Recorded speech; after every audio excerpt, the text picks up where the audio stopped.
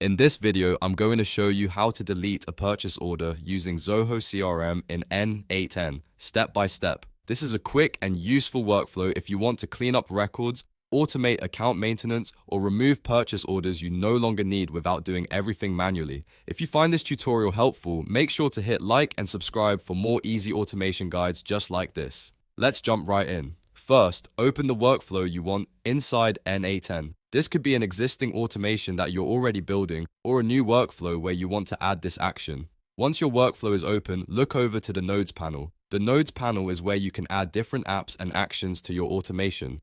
From there, search for and choose Zoho CRM. This will connect your workflow to Zoho CRM actions inside N8n. After selecting Zoho CRM, you'll see a list of available actions. Now choose Delete a Purchase Order. This is the exact action you need when your goal is to remove a purchase order from Zoho CRM. Once you've selected it, the next step is to configure what you want to delete. This usually means setting the correct purchase order details, such as the record ID or any required field that identifies the purchase order you want removed. Make sure the data you enter points to the exact purchase order, because once the workflow runs, the deletion will be applied to that record. Take a moment to review your configuration carefully so you know the workflow is targeting the right item. After that, save your node settings and run a test if needed to confirm everything is working properly. When the workflow executes, N8n will use Zoho CRM to delete the specified purchase order automatically. And that's it. You've now set up the process to delete a purchase order using Zoho CRM in N8n.